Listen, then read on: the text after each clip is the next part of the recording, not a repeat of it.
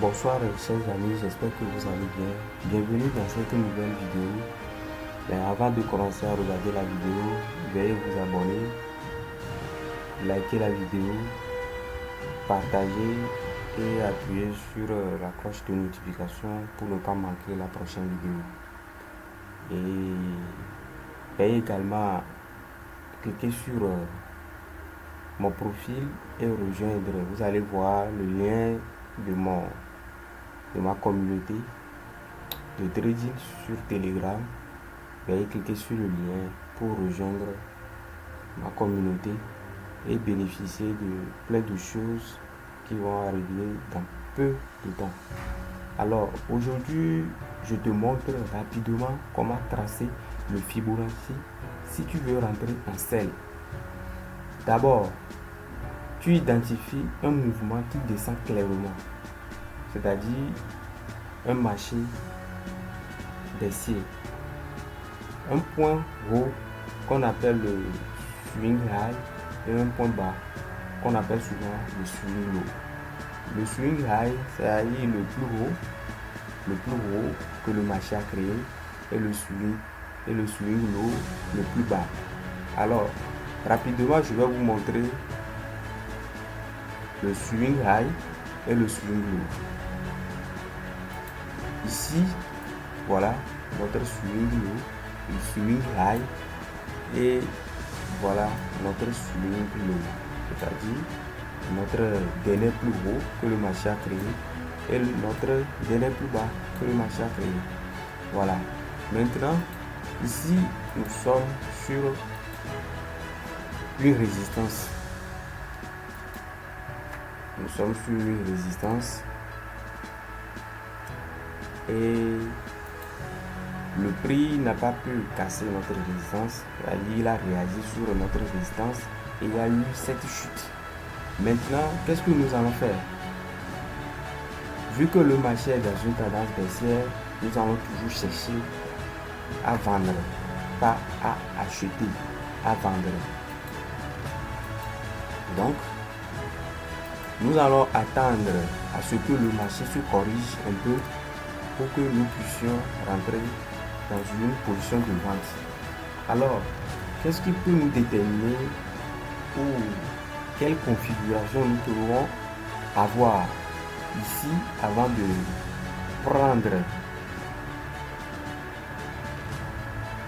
prendre une position de vente, c'est-à-dire à quel moment nous pouvons vendre lors de la correction.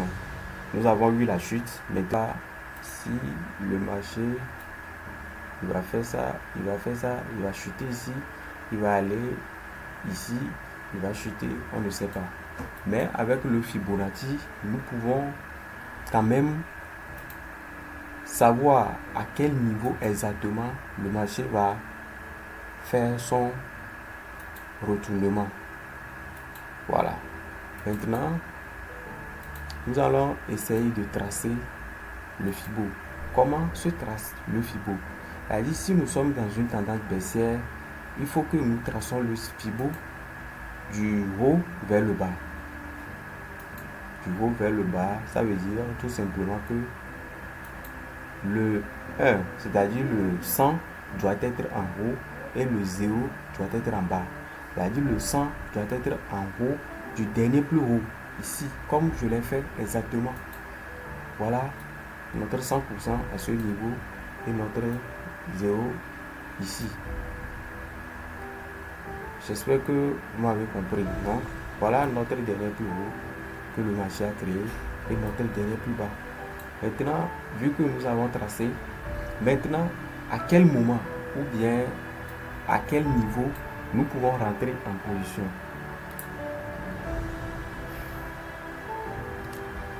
Les meilleurs niveaux pour vendre sont les niveaux 38.2,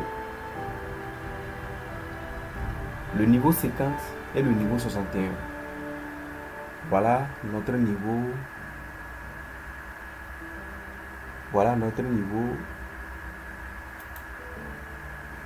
38 ici nous avons notre niveau 50 ici. Et nous avons notre niveau 60 à ce niveau. Voilà. Même moi, je conseille de toujours vendre sur le niveau 50 ou bien le niveau 61. C'est les deux niveaux que j'utilise fréquemment. Voilà à peu près l'utilisation de notre fameux indicateur Fibonacci. Imaginez que le prix retourne à ce niveau, c'est-à-dire le niveau 61. Voilà.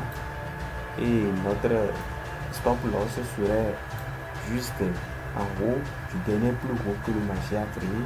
Et notre premier TP serait au niveau du dernier plus bas. C'est-à-dire, voilà notre SL à ce niveau. Notre SL serait à ce niveau. Et notre TP ici. Et nous pouvons quand même ramasser un ratio de 1,50.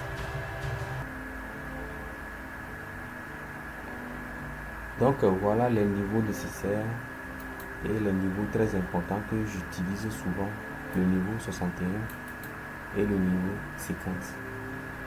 Voilà les deux niveaux vraiment intéressants qu'il faut utiliser lors de l'utilisation du retracement de Fibonacci. Alors voilà comment tracer le Fibonacci pour pouvoir rentrer en sell.